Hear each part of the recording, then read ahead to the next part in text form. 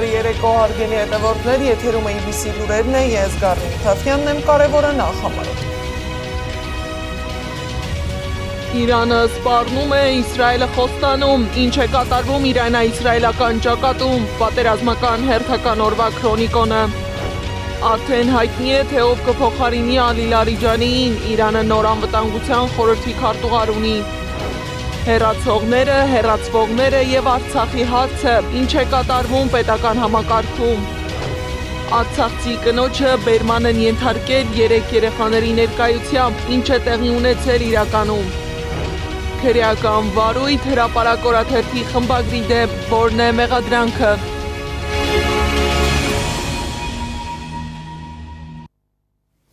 Մասուդ Փեզեշքյանը հաստատել է Իրանի հետախուզության նախարար Էսմայիլ Խաթիբիի մահը։ Ավելի վաղ Իսրայելի պաշտպանության նախարար Կացը հայտարարել էր, որ այսօր բոլոր ճակատներում սպասվում են նշանակալի անակնկալներ, որոնք պատերազմը կբարձրացնեն նոր մակարդակի։ Նրա խոսքով լիազորել են Իսրայելի պաշտպանության բանակին վերացնել ցանկացած իրանցի պաշտոնյայի, երբ նա նույնականացվի եւ հաստատվի որպես թիրախ, առանց լրացուցիչ հաստատման անհրաժեշտության։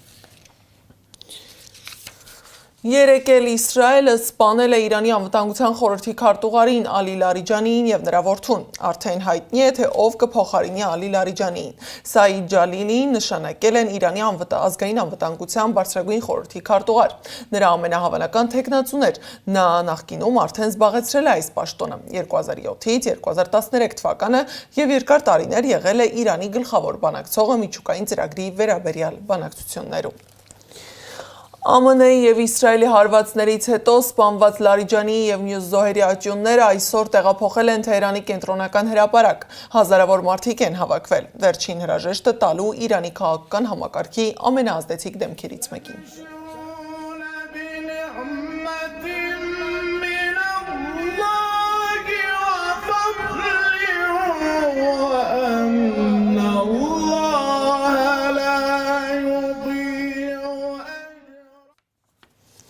Մեկ պաշտոնյայի մահը չի կարող ազդել Իրանի իշխանության կայունության վրա, վստահեցրել է Իրանի արտաքին գերատեսչության ղեկավար Աբբաս Արաղչին։ Նախարարի խոսքով մեկ անհատի առկայությունը կամ բացակայությունը չի ազդում այս կառուցվածքի վրա։ Նա հավելել է, որ գլխավոր գործոնը համակարգի կայունությունն է, այլ ոչ թե առանձին անհատները։ Մենք չենք ունեցել որևէ մեկին, որն ավելի կարևոր լիներ, քան հենց առաջնորդը։ Եվ նույնիսկ երբ առաջնորդը նահատակվեց, համակարգը շարունակեց գործել եւ անմիջապես ապահովեց փոխարինողին։ Եթե մեկ ուրիշը նահատակվի, նույնը կլինի։ Եթե երբևէ արտաքին գործերի նախարարը նահատակվի, ի վերջո կգտնվի մեկ ուրիշը, ով կստանձնի այդ պաշտոնը։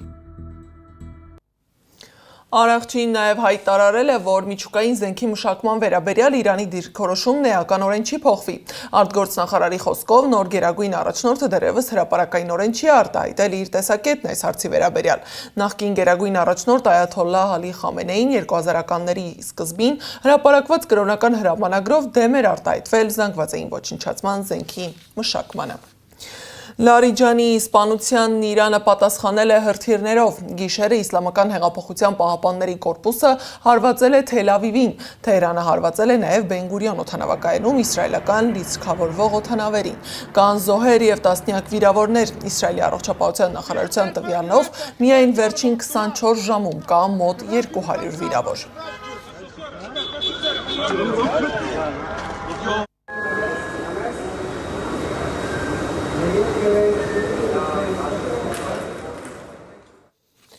Իսրայելը նույնպես շարունակում է հակահարվածները։ Իսրայելի բանակը հայտարարել է, որ հարվածները հասցրել Իրանի հրամանատարական կենտրոններին, հրթիռների արձակման հարթակներին եւ հակաօդային պաշտպանության համակարգերին, այդ թվում հենց Թեհրանում։ Ռումբերից մեկն ընկել է նաև Բուշերի ատոմակայանի հարակից տարածքում, նորից բարձրացնելով տարածաշրջանում միջուկային անվտանգության մասին ամենամեծ մտահոգությունները։ Ռուսաստանի Դաշնության արտգործնախարարության պաշտոնական ներկայացուցիչ Մարիա Զախարովան հայտարարել է, որ Իրանի էներգետիկ օբյեկտներին ուղղված հարվածներն աղտոտում են շրջակա միջավայրը։ Նրա խոսքով զինամթերքը պարունակում է ծանր մետաղներ եւ այլ թունավոր նյութեր։ Դա աղտոտում է հողը եւ վնասակար է մարդու առողջության համար։ Իրանի տարածքում ավերված շենքերի բեկորները լուրջ բնապահպանական մարտահրավեր կհանդիսանան առաջիկա տասնամյակների ընթացքում, ասել է Զախարովան ու ընդգծել, որ բնապահպանական վիճակը կազդի ոչ միայն Փաշինյանի, այլև ամբողջ տարածաշրջանի վրա։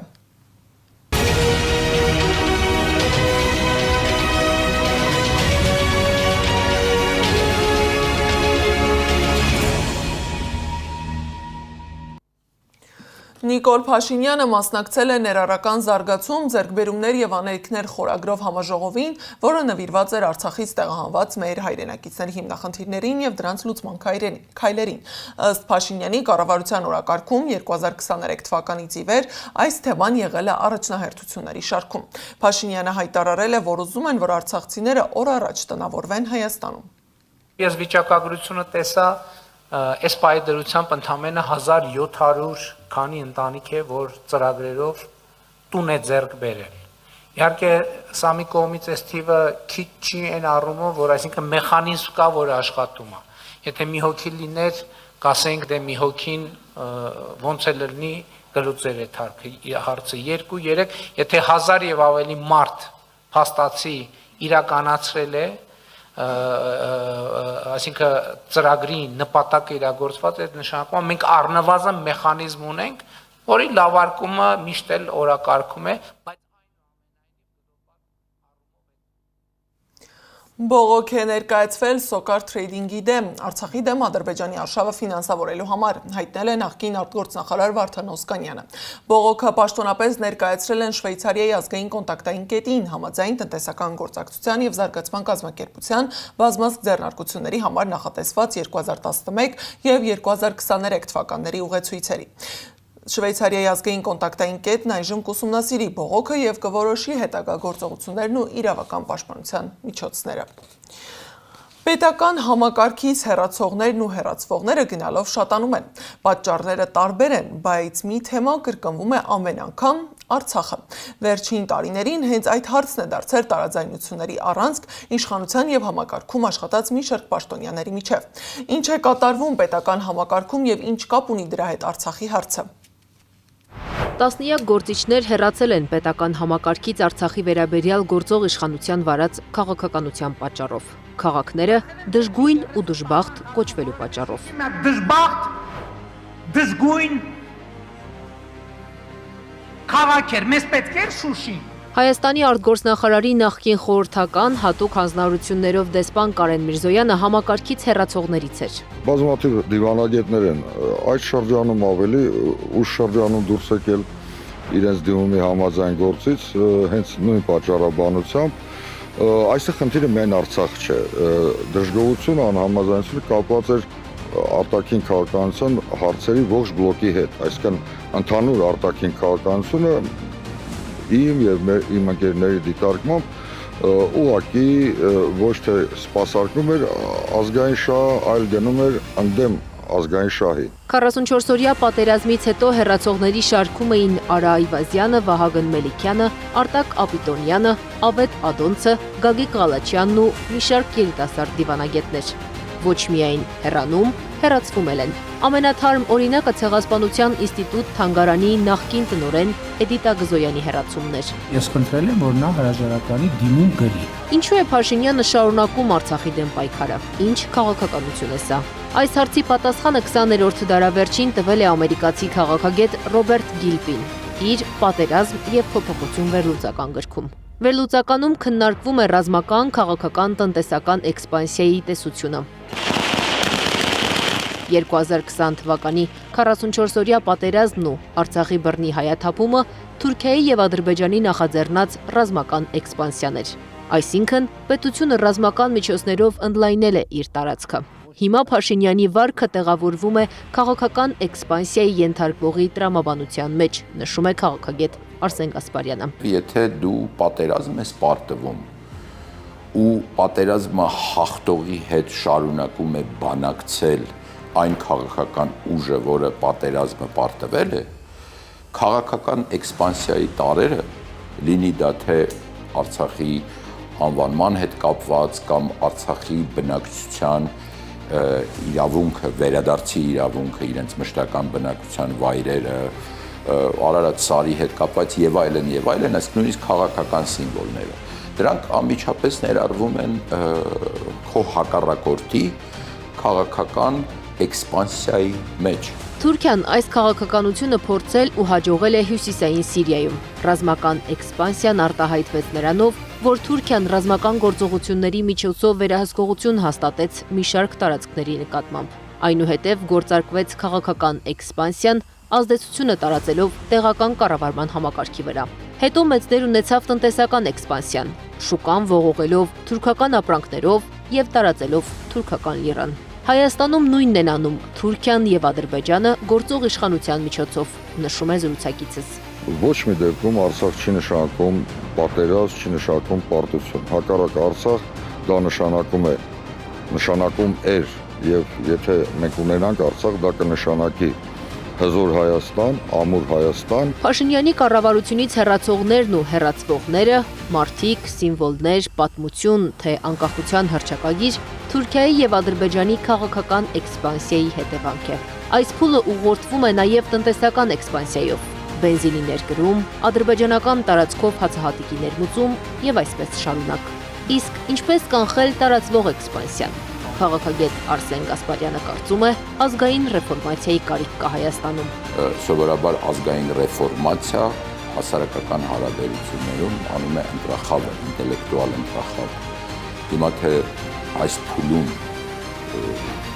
հայ ժողովրդի մոտ առաջ կգա այդ ինտելեկտուալ ընտրախավը, որը սովորաբար մի քայլ առաջ է տեսնում մնացածից եւ կկարողանա կազմակերպել այդ ազգային ռեֆորմացիան եւ որ առնչություն ունենա բոլոր ոլորտներին, դա ժամանակի հարց է։ Այդ հնարավորությունը ընձեռվել է Հայաստանին, որը կարող են արտահայտել համապետական ընտրության արդյունքներով։ Անի Աբաղյան, Տարոն Ղանդիլյան, Մհեր Դավթյան, Աշոտ Բարբարյան, ABC Media։ Մինչ պաշտոնական Երևանը փորձում է պայքարել պատմության դեմ, փորձում է վերացնել Արցախի մասին բոլոր էջերը, զուգահեռ Ադրբեջանը Արցախից վերացնում է հայկական հետքը։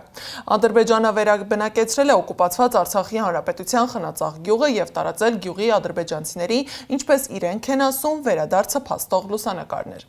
Արցախի մշակութային ժառանգության մշտադիտարկում իրականացնող Monument Watch-ի արած արբանյակային լուսանկարները փաստում են, որ Ադրբեջանը 2025 թվականի հուլիսին ոչնչացրել է գյուղի հայրենական պատերազմի եւ Արցախյան պատերազմի զոհերի հիշատակին կանգնեցված հուշարձանները։ Արցախյան առաջին պատերազմի տարիներին գյուղի պաշտպանների շիրիմները, որոնք գտնվում էին հուշարձանի տարածքում։ Արդարադատության նախարարությունն էլ շարունակում է մշակել սահմանադրության նոր տեքստը։ Արդարադատության նախարար Սրփոյի Գարյանը հայտարարել է, որ սահմանադրության տեքստը նախագծի տեսքով լինելու է հրապարակային, այդ թվում հրապարակային է լինելու ներածությունը եւ հանրությունը կարողանալու է տեսնել, թե ինչ է այնտեղ գրված։ Նախարարը լրատվամիջոցների ներկայացուցիչներին հրավիրել է մասնակցելու սահմանադրական բարեփոխումների խորհրդի նիստերին։ Սահմանադրությունը որոշելու է ընդունել ժողովուրդը կամ չի որոշելու ընդունել ժողովուրդը եւ հետեւաբար ասել ինչ իմաստ ունեն քննարկումները եւ այլն շատ լավ ձեզ համար գուցեև չունեն իմաստ մեզ համար մշտապես ունեն իմաստ հանրության հետ բոլոր քննարկումները եւ մենք ամեն ինչ անելու ենք որ յուրաքանչյուր դրույթ որը կնախատեսվի սահմանադրությունում մանրամասն քննարկման առարկա դարձվի հնարավորինս լայն շրջանակի մեր քաղաքացիների հետ Գալյանը կարծում է, որ սահմանադրության նոր տեքստը կհրապարակվի մինչև ընտրությունը, ըստ նրա բավարար ժամանակ կտրամադրեն ծանոթանալու համար։ ՄԱԿ-ի հովանավորությամբ տեղի ունեցած հանդիպման շրջանակում Նիկոլ Փաշինյանը, տարածքային կառավարման եւ ենթակառուցվածքների նախարար Դավիթ Խուդատյանը զրուցել են Թուրքիայի էներգետիկայի նախարարի հետ։ Թուրք պաշտոնյան հայտնել է, որ քննարկել են ենթակառուցվածքային եւ էներգետիկ հարցեր, որոնք կնպաստեն տարածաշրջանում երկարատև խաղաղությանն ու կայունությանը։ Անդրադարձել են նաեւ գործակցության ոլորտներին, հիմնականում էլեկտրաէներգիայի փոխկապակցվածությանը, ատոմային էներգիային եւ բնական գազին։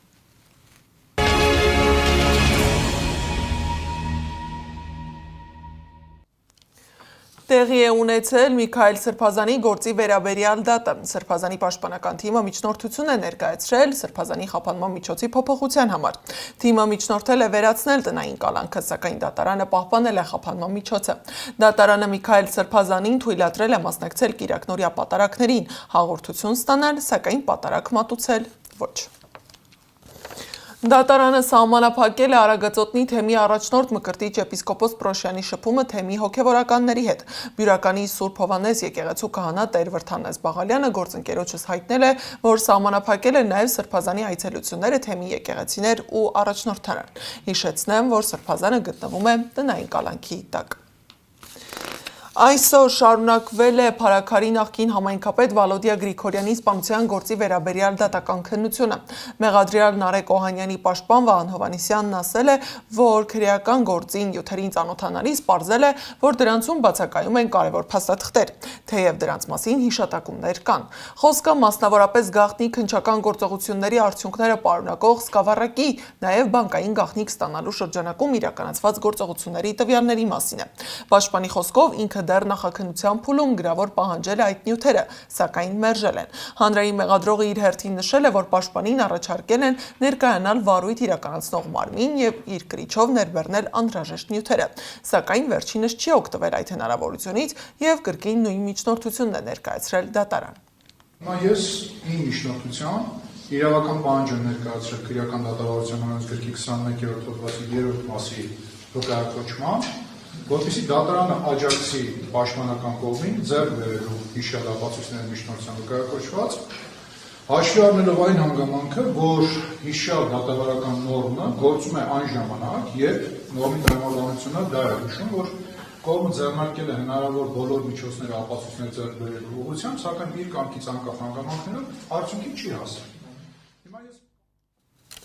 Հիշեցնեմ, որ գործով անցնում են 20-ամյա Գևորգ Հարությունյանը եւ Նարեկ Օհանյանը։ Փարաքարի նախկին համայնքապետ Վալոդիա Գրիգորյանին սպանել են 2025 թվականի սեպտեմբերի 23-ին Մերձավանում իր տան մոտ։ Նույն միջադեպի ժամանակ սպանել էին նաև քրեական ոստիկանության ծառայող Կարեն Աբրահամյանին։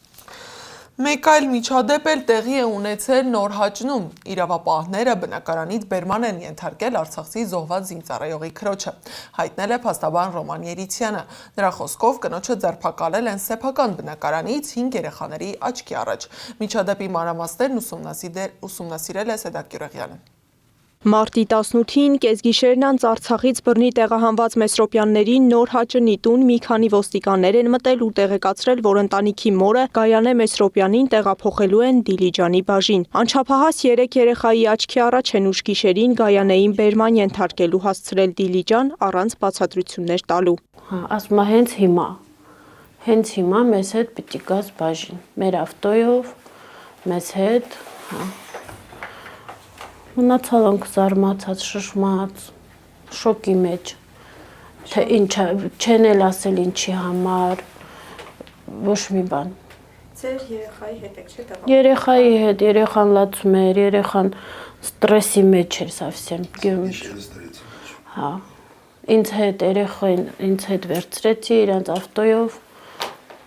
տարան։ Միջև ընդեղ չեն էլ ասել ինչի համար։ 6 բնակարան են փոխել Մեսրոպյանները 2023-ին Արցախից բռնի տեղահանվելուց հետո։ Առաջին բնակարանը Դիլիջանի Աղավնաձորում է եղել, հենց Դիլիջանում էլ գրանցվել են։ Դա է պատճառը, որ այդ ժամին ոստիկանները Գայանեին հենց Դիլիջան են տեղափոխել։ Քննչականում հարցաքննության ժամանակ է միայն իմացել Գայանեն, որ 1 տարի հետախուզման մեջ է եղել Նիկոլ Փաշինյանի մասին մեկնաբանության պատճառով։ Մի տարի առաջ եմ հետ գրել, մի տարի առաջ գրածս ինձ երեք են եկել գտել, բռնել, մի տարի առաջ էր այդ գրարումս, մի տարի առաջ, ասմա քեզ մի տարի է մենք ման ենք գալիս,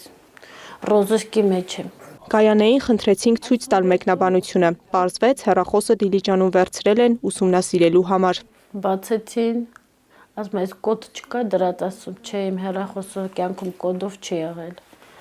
Իմ հեռախոսը այս քո էջն է, ասում հա fake edge ունես, fake edge որն է, ասում եմ, էսա իմ edge-ը մի հատ է։ Մեկ էլ երեխեքն են խաղում, սա խաղեր է մեջը։ Մի ունենց բան չկա էլի, որ վախենաս, մի չգիտեմ իմանաս ինչա։ Թե պիտի մնա մեր մոտ, կամ թող մնա, տենց բաներ են կորցրել։ Սա առաջին դեպքը չէ, որ սոցցանցերում գրառումների համար քաղաքացիների են ձերբակալում։ Շաբաթներ առաջ 60-ամյա կնոջ էին ձերբակալել կրկին քաղաքական ենթատեքստով մեկնաբանություն գրելու համար։ Մեսրոպյանների ընտանիքի հայրն ասաց, իրենց կողքի գյուղում էլ մի տղամարդու են ձերբակալել։ Իրավապաշտպանի կարծիքով ընտրություններին ընդառաջ իշխանությունների նման վարքագիծը շատ վատ նախադեպ կարող է լինել։ Վերջին դեպքը արտառոց է իհարկե, բերման են ենթարկել գրառման համար, բռնության կոչի, թեկուզ բռնության կոչի համար, ընդ որում ամենասարսափեցնողը նա է, որ երեխաներից մեկին բերման են ենթարկել մոր հետ միասին։ Սա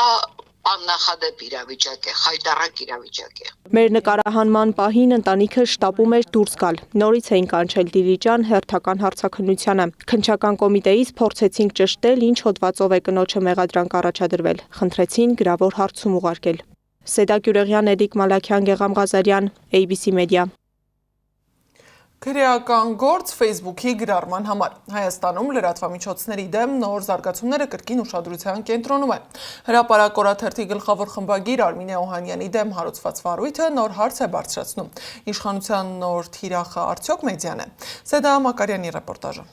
Սահմանադրական կարգի տապալման կոչի մեղադրանքի առաջադրվել հրապարակ օրաթերթի գլխավոր խմբագրի Արմինե Օհանյանի դեմ 2 տարի առաջ Facebook-ում գրառում անելու համար։ Խմբագրին հրավիրել էին քննչական կոմիտե։ Որ ինչ որ բան փորձելու էին անեն, ես դեռ 1-2 տարի առաջ զգում էի, գիտեի ու տարբեր ազդակներ էր գալիս տարբեր մակարդակներից, հասկանալի էր, որ ընդհանուր լրատվամիջոցների դեմ է այս ամեն ինչի իհարկե։ Բնական է, որ ինձ մի փոքր ճանաչող մարդը կհասկանա, որ ոչ մի ձևով սա չի կարող ինձ կաշկանդել։ Հայաստանում ԶԼՄ ներկայացուցիչների դեմ վերջին ամիսներին քրեական վարույթ հարուցելու երկրորդ դեպքն է։ Հայաստանն առաջին անգամ հայտնվել է լրագրողների անվտանգության պլատֆորմի հրապարակած զեկույցում մեդիագործիչների ձերբակալության պատճառով։ Խոսքն իմնեմնիմի ոդքասթի վարողներ Վազգեն Սաղաթելյանի եւ Նարեկ Սամսոնյանի ձերբակալության մասին է։ Դե ինչ ասեմ, խայտառակություն է ուղղակի, իրենք պետք է շարունակեն իրենց ոչ ցանկալի լրատվամիջոցներին, ովքեր որ իրենց գովքը չեն անում, թիրախավորել եւ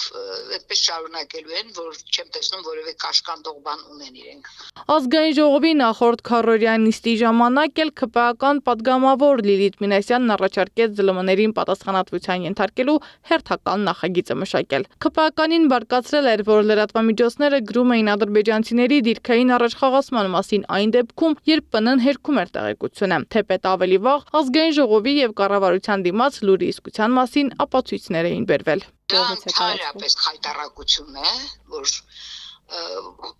այսինքն հերքեցին, ուրեմն վերջ, բայց հերքեցին եւ ոչ մի փահակապաստար չբերեցին, չէ՞, կոնկրետ այս դեպքի վերջին դեպքի համար։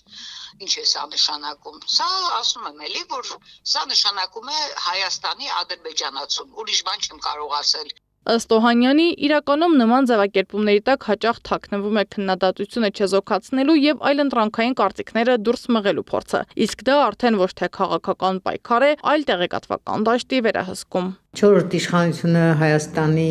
անկախ պետության ընթացքում միշտ է եղել, իհարկե թիրախում, միշտ անհանգստացրել է իշխանություններին, հա, մենք միշտ խնդիրներ ենք ունեցել, լրագրողները, խմբագիրները, լրատվամիջոցներ են փակվել, բացվել եւ հազար մի պատմությունների միջով ենք անում։ Ես քանի որ դեռ ակունքներից եմ աշխատում, հա, այս դաշտում դրա համար այդ ամեն ինչի աչքի առաջ է եղել, այդ նորություն չի, ոչ էլ մեզ դա զարմացնում է։ Զրուցակիցներս ասում են, այսօր ավելի քան երբևէ ակնհայտ է, որ իշխանությունը չի հանդուրժում սուր հարցերը, քննադատական հրապարակումներն ու անկախ դիրքորոշումը։ Փոխարենը ձևավորում են հարմարավետ միջավայր, լոյալ եւ վերահսկվող տեղեկատվության համար։ Թիրախավորումը սկսեց վաղուց, կարծեմ 2019 թվականից, երբ փոխեցին սրբարտության եւ վիրավորանքի մասին դրույթները քաղաքացիական օրենսգրքում եւ արդեն տուգանքները ընդլայնեցին, ընդ որում փոխելու նախաձեռնությունը գալիս էր ազգային ժողովի նախագահ Ալեն Սիմոնյանից, ով եթե դուք դատալեքսում ուսումնասիրեք, կհասկանաք, որ ամենաշատն տարբեր լրատվամիջոցների դատական հայցեր ներկայացնում եւ տարբեր պահանջներ ներկայացնում։ Թոսունյանը նշում է, լրագրողները հայտնվում են թիրախում, երբ նրանց գրած տեղեկությունը իշխանության սրտով չի լինում։ Իսկ երբ իշխանությունը փորձում է սահմանափակել կամ վերահսկել լրատվամիջոցները, վտանգվում է ոչ միայն լրագրողի աշխատանքը, այլև հանրության տեղեկացված լինելու իրավունքը։ Ժողովրդավարության հիմքում ոչ թե լռությունն է, այլ բազմակարծությունը, իսկ բազմակարծությունն անհնար է առանց անկախ եւ ազատ մամուլի։ Իշխանությունը նաև լրատվամիջոցների մասով ունի հարցեր եւ այդ հարցերը փորձում է լուծի։ Նրանք, ովքեր ավելի այդ ֆինանսական մասը ոչ ավելի թափանցիկ են, ոչ ավելի պարզ է իրանց, իհարկե ոչ իշխանականները դե այդքան չեն կպնի։ ԶԼՄ-ները ժողովրդավարության կարևորագույն ինստիտուտներից են։ Լրատվամիջոցներն ըստ էության վերահսկում են իշխանության քայլերը, ստեղծում հակակշիռ, իսկ երբ այդ հակակշիռը թուլացվում կամ ճնշվում է, խախտվում է ամբողջ համակարգի հավասարակշռությունը։ Ըստ զրուցակիցներիս, այսօր Հայաստանում տեղի ունեցող գործընթացները հենց այդ հավասարակշռության խախտման մասին են։ Երբ իշխանությունը պայքարում է ոչ թե խնդիրների, այլ դրանց մասին խոսողների դեմ, արդեն հստակ ազդանշան է, խնդիրները չեն լուծվելու, իսկ դրանց մասին խոսողներին պարզապես փորձելու են լռեցնել։ Սեդա Մակարյան, Տարոն Ղանդելյան, Գեղամ Ղազարյան, ABC Media։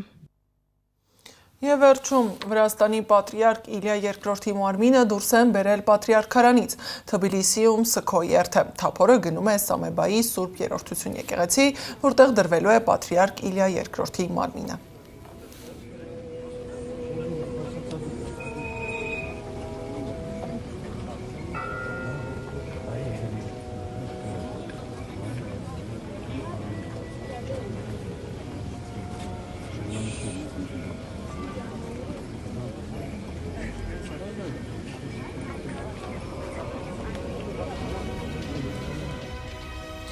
Այս ժամի համար նախատեսել էինք այսքանը, շարունակեք հետևել մեզ YouTube-ում, Facebook-ում, Telegram-ում, WhatsApp-ում, Instagram-ում ու TikTok-ում, կամ այցելեք մեր պաշտոնական կայք www.abcmedia.am։ ABC լուրերը եթերում կլինի վաղը առավոտյան ժամի 9, շնորհակալություն ուշադրության համար, բարի գիշեր։